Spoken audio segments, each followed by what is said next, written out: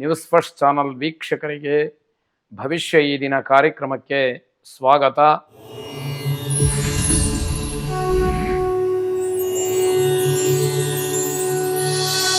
ಮೊದಲು ಮೇಷರಾಶಿ. ಮೇಷರಾಶಿಯವರಿಗೆ ನಿಮ್ಮ ಸಾಮರ್ಥ್ಯದ ಬಗ್ಗೆ ನಿಮಗೆ ತಿಳುವಳಿಕೆ ಇಲ್ಲದೆ ಇರೋದ್ರಿಂದ ಕೆಲವು ತೊಂದರೆಗಳನ್ನು ಮಾಡಿಕೊಳ್ತೀರಿ. ಈ ಕೆಲಸ ನನ್ನಿಂದ ಆಗೋದಿಲ್ಲ, ನಾನು ಇದಕ್ಕೆ ಅಸಮರ್ಥ ಅಂತ ಹೇಳಿ ನಿಮ್ಮಷ್ಟಕ್ಕೆ ನೀವೇ ತೀರ್ಮಾನ ಮಾಡಿಬಿಡ್ತೀರಿ. ಹಾಗಾಗಿ ಅದು ತೊಂದರೆಗೆ ಅವಕಾಶವನ್ನು ಮಾಡಿಕೊಡುತ್ತೆ. ನಿಮಗೆ ಆ ಯೋಗ್ಯತೆ ಇರದೆ ಆ ಒಂದು ಅವಕಾಶಗಳು ಬಂದಾಗ ನಿಮ್ಮ ಸಾಮರ್ಥ್ಯವನ್ನು ನೀವು ತೋರ್ಪಡಿಸಬೇಕಾದಂಥದ್ದು ಬಹಳ ಮುಖ್ಯವಾಗುತ್ತೆ. ಪೋಷಕರ ಬೆಂಬಲದಿಂದ ಹಣಕಾಸಿನ ಸಮಸ್ಯೆಗಳೆಲ್ಲ ನಿವಾರಣೆಯಾಗುತ್ತೆ. ಏನೋ ಒಂದಷ್ಟು ಸಾಲವೋ ಇಲ್ಲ ಹಣದ ಸಮಸ್ಯೆಯನ್ನು ಮಾಡಿಕೊಂಡಿರ್ತೀರಿ. ಪೋಷಕರು ನಿಮಗೆ, ತಂದೆ ತಾಯಿಗಳು ನಿಮಗೆ ಸ್ವಲ್ಪ ಹಣದ ಸಹಾಯವನ್ನು ಮಾಡುವಂತಹ ಸೂಚನೆ, ಅದರಿಂದ ನಿಮಗೆ ಯಶಸ್ಸು ಸಿಕ್ಕುವಂಥದ್ದಾಗತ್ತೆ. ಮಕ್ಕಳಿಗಾಗಿ ತುಂಬ ಯೋಚನೆ ಮಾಡ್ತಕ್ಕಂತಹ ದಿವಸ. ಮಕ್ಕಳ ವಿಚಾರಕ್ಕೆ ಅವರ ವಿದ್ಯಾಭ್ಯಾಸ ಇರ್ಬೋದು, ಅವರ ಜೀವನ ಇರ್ಬೋದು, ಅವರ ವೈವಾಹಿಕ ವಿಚಾರ ಇರ್ಬೋದು, ಕೆಲಸ ಇರ್ಬೋದು, ಈ ರೀತಿ ಹಲವು ವಿಚಾರಗಳಲ್ಲಿ ಮಕ್ಕಳ ಬಗ್ಗೆ ಹೆಚ್ಚು ಚಿಂತೆಯನ್ನು ಮಾಡ್ತಕ್ಕಂಥದ್ದಾಗತ್ತೆ. ಬಲವಂತವಾಗಿ ಯಾರನ್ನೂ ಕೂಡ ಯಾವುದೇ ಕೆಲಸಕ್ಕೂ ಕೂಡ ಒಪ್ಪಿಸಬೇಡಿ. ಅದು ಕೇವಲ ಬಲವಂತವಾಗಿರುತ್ತಷ್ಟೇ ಹೊರತು ಮನಃಪೂರ್ವಕವಾಗಿ ಅವರು ಆ ಕೆಲಸವನ್ನು ಮಾಡ್ತಾರೆ ಅನ್ನುವಂಥದ್ದು ಇರೋದಿಲ್ಲ. ಉದ್ಯೋಗ ಸ್ಥಳದಿಂದ ಮನಸ್ಸಿಗೆ ಸ್ವಲ್ಪ ಬೇಸರವಾಗ್ತಕ್ಕಂತಹ ವಿಚಾರಗಳು ಬರುತ್ತೆ. ನೀವೆಲ್ಲಿ ಕೆಲಸ ಮಾಡ್ತಿರೋ ಅಲ್ಲಿ ನಿಮ್ಮ ಮನಸ್ಸಿಗೆ ಅಹಿತವಾದಂತಹ ವಿಚಾರಗಳು ಬರುತ್ತೆ. ಅದು ಮನಸ್ಸಿನ ಮೇಲೆ ಪರಿಣಾಮವನ್ನು ಬೀರತಕ್ಕಂಥದ್ದು. ಒತ್ತಡದಿಂದ ಬಳಲ್ದಿರತಕ್ಕಂತಹ ನಿಮಗೆ ಮನೆಯಲ್ಲೂ ಕೂಡ ನೆಮ್ಮದಿ ಇಲ್ಲ. ಹೊರಗಡೆ ಏನೋ ಕಷ್ಟಪಟ್ಟು ಕೆಲಸ ಮಾಡಿರ್ತೀರಿ, ಮನೆಗೆ ಬಂದರೆ ಮನೆಯಲ್ಲೂ ಕೂಡ ನೆಮ್ಮದಿಯ ವಾತಾವರಣ ಇರೋದಿಲ್ಲ. ಆಂಜನೇಯ ಸ್ವಾಮಿಗೆ ತೈಲಾಭಿಷೇಕವನ್ನು, ಎಳ್ಳೆಣ್ಣೆಯಿಂದ ಅಭಿಷೇಕವನ್ನು ಮಾಡಿಸಿ ಶುಭವಾಗಿ. ವೃಷಭ ರಾಶಿ, ಆಹಾರವನ್ನು ಗಮನಿಸ್ಕೊಳ್ಳಿ, ಆರೋಗ್ಯವನ್ನು ಕಾಪಾಡಿಕೊಳ್ಳಿ. ಆಹಾರದಲ್ಲಿ ವ್ಯತ್ಯಯವನ್ನು ಮಾಡಿಕೊಂಡು ಆರೋಗ್ಯದಲ್ಲೂ ಕೂಡ ಏರುಪೇರಾಗತಕ್ಕಂತಹ ಸಾಧ್ಯತೆಗಳನ್ನು ನೋಡಬೇಕಾಗತ್ತೆ. ಕೇವಲ ಯೋಜನೆಗಳನ್ನು ಮಾತ್ರ ಹಾಕಬೇಡಿ, ಅದು ಕಾರ್ಯರೂಪಕ್ಕೆ ಬರಬೇಕು. ಮನಸ್ಸಿನಲ್ಲಿ ಏನು ಬೇಕಾದರೂ ಕಲ್ಪನೆ ಮಾಡ್ಕೊಳ್ಬೋದು, ಏನು ಬೇಕಾದ್ರೂ ಯೋಜನೆಗಳನ್ನು ಹಾಕ್ಬೋದು, ಆದರೆ ಯಾವ ಕೆಲಸ ಕಾರ್ಯರೂಪಕ್ಕೆ ಬರುತ್ತೋ ಅದಕ್ಕೆ ಮಾತ್ರ ಬೆಲೆ ಇರತಕ್ಕಂಥದ್ದಾಗತ್ತೆ. ಮನೆಯವರ ಜೊತೆಯಲ್ಲಿ ರಾಜಿ ಆಗುವಂತಹ ಅವಕಾಶಗಳು ಕಡಿಮೆ. ಯಾವುದಕ್ಕೂ ಒಪ್ಪೋದಿಲ್ಲ. ಹಠದ ಸ್ವಭಾವ ಅನ್ನುವ ರೀತಿಯಲ್ಲಿ ವರ್ತನೆ, ನಾನು ಹೇಳಿದ್ದೇ ಆಗಬೇಕು ಅಂತಕ್ಕಂತಹ ಮನೋಭಾವ, ಇದೆಲ್ಲವೂ ಕೂಡ ಗಟ್ಟಿಯಾಗ್ತಾ ಹೋಗುವಂತಹ ದಿವಸವಾಗತ್ತೆ. ಸಮಾಜದ ಜನರಿಂದ ನಿಮಗೆ ಗೌರವ ಸಿಕ್ಕುವಂಥದ್ದು, ಅದನ್ನು ನಿರೀಕ್ಷೆ ಮಾಡಬಹುದು. ಸಮಾಜದಲ್ಲಿ ನಿಮ್ಮನ್ನು ಗೌರವಿಸ್ತಕ್ಕಂತಹ ಕೆಲಸಗಳು ನಡೆಯುತ್ತೆ. ಸಾಮಾಜಿಕ ಕ್ಷೇತ್ರಗಳಲ್ಲಿ ನಿಮ್ಮನ್ನು ನೀವು ತೊಡಗಿಸ್ಕೊಳ್ಳೋದಕ್ಕೆ ಅವಕಾಶಗಳಿದೆ.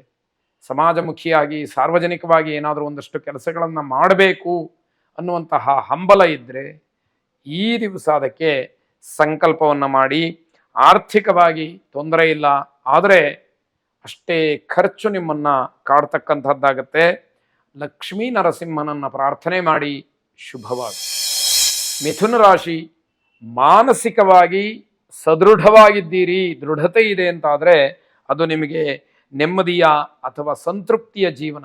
ಅಲ್ಲಿ ಅದಕ್ಕೆ ಕೊರತೆ ಆಯಿತು ಅಂತಾದರೆ ಜೀವನ ಬಹಳ ನೀರಸವಾಗ್ತಕ್ಕಂಥದ್ದಾಗತ್ತೆ. ಆತುರದಲ್ಲಿ ಯಾವುದೇ ರೀತಿಯ ಹಣ ಹೂಡಿಕೆಯನ್ನು ಮಾಡಬೇಡಿ. ಯಾವುದೋ ಜಾಹೀರಾತನ್ನು ನೋಡಿ, ಇನ್ಯಾವುದೋ ಒಬ್ಬ ವ್ಯಕ್ತಿಯ ಅಭಿವೃದ್ಧಿಯನ್ನು ನೋಡಿ ನಾನೂ ಕೂಡ ಹೀಗಾಗಬಹುದು ಅನ್ನುವಂತಹ ಯಾವ ಭ್ರಮೆ ಮನಸ್ಸಿನಲ್ಲಿ ಬೇಡವೇ ಬೇಡ.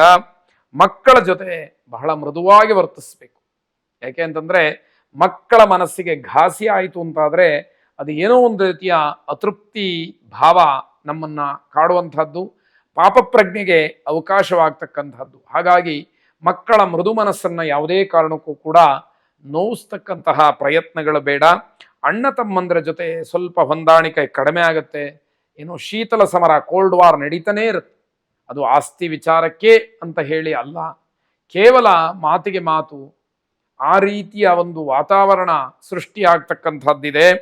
ದಾಂಪತ್ಯದಲ್ಲಿ ಚುಚ್ಚು ಮಾತು ಅಂದರೆ ಏನೋ ಹಂಗಸ್ತಕ್ಕಂಥದ್ದು, ನೀವು ಈ ಕೆಲಸ ಮಾಡಲಿಲ್ಲ, ನಾನು ಅವತ್ತಿನಿಂದಲೂ ಹೇಳ್ತಾ ಇದ್ದೆ, ಈ ರೀತಿ ಮಾತುಗಳು ಮನಸ್ಸಿಗೆ ಸ್ವಲ್ಪ ಬೇಸರವನ್ನು ಉಂಟು ಮಾಡ್ತಕ್ಕಂಥದ್ದು. ಆಸ್ತಿಯ ವಿಚಾರಗಳು ಏನೇ ಇದ್ದರೂ ಕೂಡ ಅದು ಇವತ್ತು ಇತ್ಯರ್ಥ ಆಗೋದಿಲ್ಲ.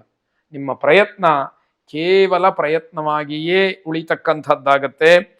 ಮಾಂಗಲ್ಯ ಮೂರ್ತಿ ಲಕ್ಷ್ಮೀನಾರಾಯಣರನ್ನ ಪ್ರಾರ್ಥನೆ ಮಾಡಿ ಶುಭವಾಗಿ.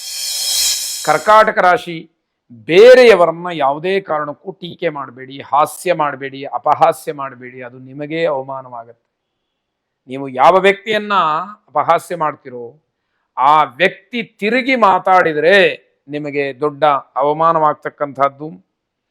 ಎಲ್ಲ ಕೆಲಸದಲ್ಲೂ ಕೂಡ ನಗನಗ್ತಾ ಮಾತಾಡಿ, ಆಗ ಜನ ನಿಮ್ಮತ್ತ ಆಕರ್ಷಣೆಯಾಗ್ತಾರೆ, ನಿಮ್ಮ ಮಾತನ್ನು ಕೇಳ್ತಾರೆ, ನೀವು ಮಾಡಬೇಕಾದಂತಹ ಕೆಲಸಕ್ಕೆ ಪ್ರೋತ್ಸಾಹ ಸಿಕ್ಕತ್ತೆ, ನಿಮಗೆಲ್ಲವೂ ಕೂಡ ಬೆಂಬಲವಾಗಿ ಕೆಲಸವಾಗ್ತಕ್ಕಂಥದ್ದಾಗತ್ತೆ. ಪದಾರ್ಥ ನಷ್ಟವಾಗತ್ತೆ ಅಥವಾ ಕಳವಾಗತ್ತೆ, ಆ ಸೂಚನೆ ಇದೆ. ನೀವು ಸ್ವಲ್ಪ ಜಾಗ್ರತೆಯನ್ನು ಎಚ್ಚರಿಕೆಯನ್ನು ವಹಿಸಬೇಕು. ಎಚ್ಚರಿಕೆಯನ್ನು ವಹಿಸಲಿಲ್ಲ, ಆ ರೀತಿಯ ನಷ್ಟವನ್ನು ಅನುಭವಿಸಿಯೇ ತೀರಬೇಕಾಗತ್ತೆ. ಪ್ರೇಮಿಗಳಿಗೆ ತುಂಬ ಸಂಕಷ್ಟದ ದಿವಸ. ಅದರಿಂದ ಪಾರಾಗಬೇಕಾದ್ರೆ ತುಂಬ ಸಾಹಸವನ್ನು ಮಾಡಬೇಕಾಗತ್ತೆ. ಆದರೂ ಕೂಡ ಅದು ಪರಿಪೂರ್ಣವಾಗಿ ನಿಮಗೆ ಕೆಲಸವನ್ನು ಮಾಡುತ್ತೆ ಅಂತ ಹೇಳೋದು ಕಷ್ಟವಾಗುತ್ತೆ. ವ್ಯವಹಾರ ಸ್ಪಷ್ಟವಾಗಿದ್ದರೆ ಮಾತ್ರ ನಿಮಗೆ ಯಾವುದೇ ರೀತಿಯ ತೊಂದರೆಗಳು ಆಗೋದಿಲ್ಲ. ಆ ರೀತಿಯ ವ್ಯವಹಾರ ಸ್ಪಷ್ಟತೆಯಿಂದ ಕೂಡಿರಬೇಕು. ಮಾಡತಕ್ಕಂತಹ ವ್ಯವಹಾರ ಪಾರದರ್ಶಕವಾಗಿರಬೇಕು ಅಂತ ಹೇಳಬೇಕು. ಸಾಯಂಕಾಲದ ಹೊತ್ತಿಗೆ ಏನೋ ಕೆಟ್ಟ ಸುದ್ದಿಯನ್ನು ಕೇಳ್ತೀರಿ, ಮನಸ್ಸಿಗೆ ಬೇಸರವಾಗತ್ತೆ. ದೇವಿ ಆರಾಧನೆಯನ್ನು ಮಾಡಿ ಶುಭವಾಗಿ.